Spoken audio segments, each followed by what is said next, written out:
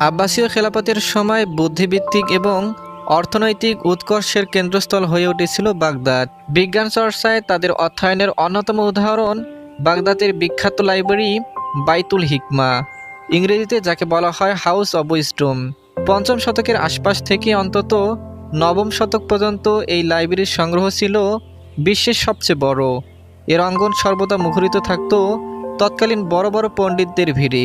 প্রিয় বন্ধুরা, আজকের পর্বে আমরা জানতে চলেছি বাইতুল হিকমা, বাগদাদের অবিস্মরণীয় সেই লাইব্রেরির ইতিবৃত্ত। চলুন তাহলে শুরু করা যাক। প্রতিষ্ঠাতা ও বিকাশ। বাইতুল হিকমার ধারণার সূচনা হয় বাগদাদ প্রতিষ্ঠার সময়। আব্বাসীয়তের দ্বিতীয় খলিফা আল মানসুর এখানে রাজধানী সরিয়ে আনেন। উদ্দেশ্য ছিল দামেস্ক কেন্দ্রিক উমাইয়াদের প্রভাব একেবারে মুছে ফেলা। এই অঞ্চলে ইসলামী শক্তি সাসানিদদের প্রতিস্থাপন করে, তবে তাদের প্রভাব রয়ে গিয়েছিল আব্বাসীয় দরবারে। ফলে পুরনো সাম্রাজ্যের অনেক রীতিনীতি রয়ে যায়। সাসানিদ অভিজাতেরা বই জমা রাখার জন্য ঘর বানাতো, যার নাম গাঞ্জি, আরবিতে এর প্রতিশব্দ খিজানা। আল মানসুরও বাগদাদে তেমনই কিছু করতে চাইলেন। খলিফা আলেকজান্দ্রিয়ার লাইব্রেরি থেকেও অনুপ্রাণিত হন তিনি। তার ইচ্ছে বাগদাদে এমন একটি সংগ্রহ করে তোলা হবে যার নাম হবে খিজানাত আল হিকমা। 775 সালে মারা যান তিনি। তার স্বপ্ন সত্যি করেন খলিফা হারুন আর রশিদ। 786 সালে ক্ষমতা গ্রহণের পরপরই রাজদরবারের লাইব্রেরির একাংশ সবার জন্য উন্মুক্ত করে দেন তিনি। উজির হিয়াহিয়া আল বার্মাকির উপর দায়িত্ব পড়ে বড় পরিসরের লাইব্রেরি তৈরি করার। প্রাথমিক পর্যায়ে খলিফার দাদা এবং বাবার কাছে থাকা শিল্প সাহিত্য আর বিজ্ঞান বিষয়ক বইয়ের ঠাঁই হয় লাইব্রেরিতে। পারস্যের উপকথা, সাসানিয়ান জ্যোতির্বিদদের লেখনী ইত্যাদি আরবিতে অনুবাদ করা হয়। এজন্য নিয়োগ পেয়েছিলেন অনেক অনুবাদক এবং বই বাধাইকারকেরা। এ পর্যায়ে অবশ্য প্রাচীন পারস্য ভাষার গ্রন্থই কেবল আরবিতে অনুবাদ করা হয়েছিল। হারুন আর রশিদের পুত্র পরবর্তী খলিফা আল মামুনের সময় এই পাঠাগার চূড়ান্ত উৎকর্ষ অর্জন করে। 813 থেকে 833 সাল পর্যন্ত শাসন করেছিলেন আল মামুন। মূল ভবনকে পরিবর্তন করে তিনি একটি একাডেমিক স্থাপন করেন। এর নামই হয় বাইতুল হিকমা। 829 সালে আল মামুন এখানে একটি মানমন্দিরও বানিয়ে দেন। সংগ্রহশালা বাড়াতেও নানা পদক্ষেপ নেন খলিফা। কিংবদন্তি আছে সিসিলির রাজকীয় লাইব্রেরির পুরোটাই নিয়ে এসেছিলেন তিনি। তৎকালীন বিশ্বে বিজ্ঞান আর গণিতের উচ্চমানের কিছু পাণ্ডুলিপি ছিল সেখানে। আল মামুন মূলত সেগুলো কপি করতে চেয়েছিলেন। এই ব্যাপারে সিসিলিতে বার্তা পাঠান তিনি। রাজা তার উপদেষ্টার সাথে আলাপ করেন।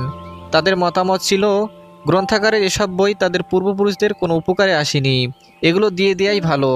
রাজা এরপর খলিফাকে সম্পূর্ণ লাইব্রেরি দিয়ে দেন। বলা হয় 400 উট লেগেছিল সমস্ত বই নিয়ে আসতে।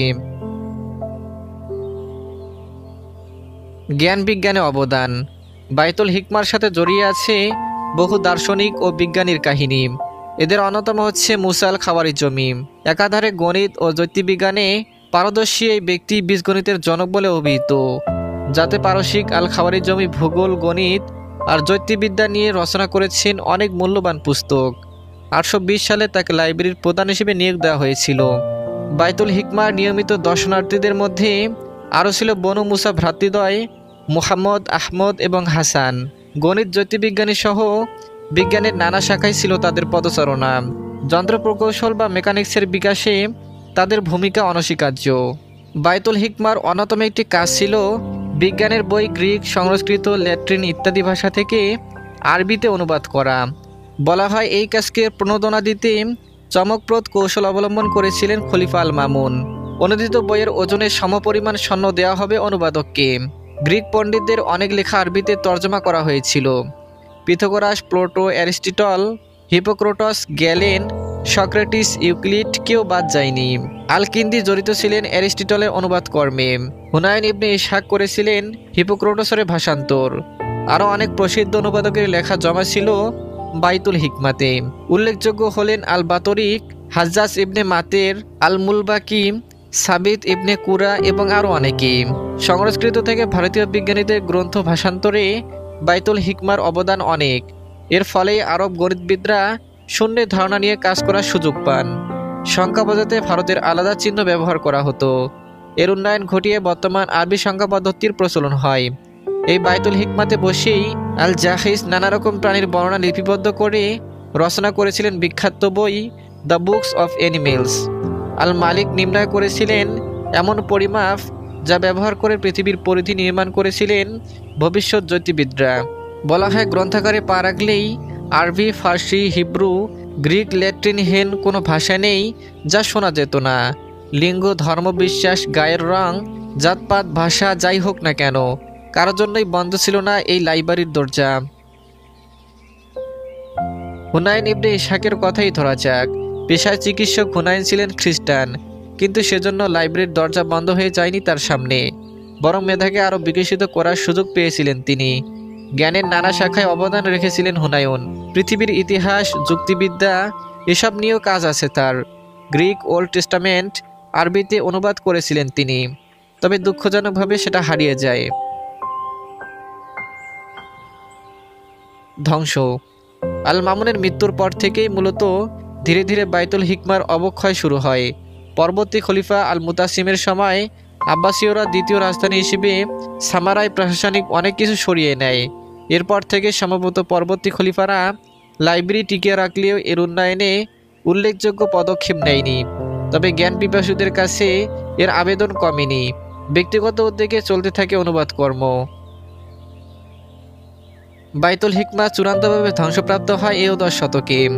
1258 সালে ঝড়ের মতো ইরাকে ঢুকে পড়া দুর্ধর্ষ মোগল বাহিনী বাগদাদ তছনছ করে দেয় তারা। নির্বিচারে নরহত্যায় লাল হয়ে যায় টাইগ্রিসের পানি।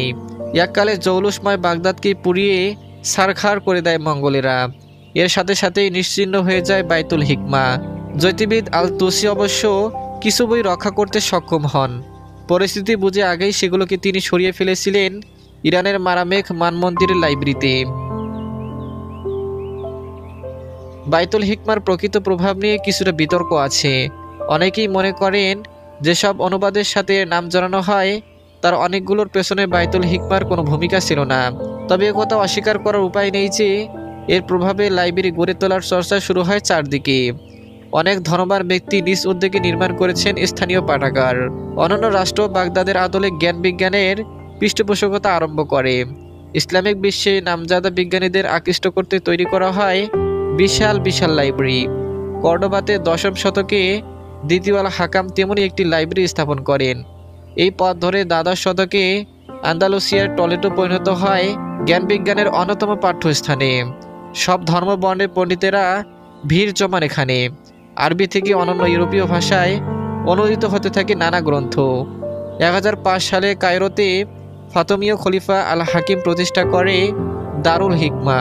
প্রায় 165 বছর বায়তুল হিকমার পাশাপাশি উচ্চারিত হয়েছে এর নাম। অন্যান্য মুসলিম দেশে একইভাবে জ্ঞানের ঘর বা দারুল ইলম তৈরি করেন শাসকরা।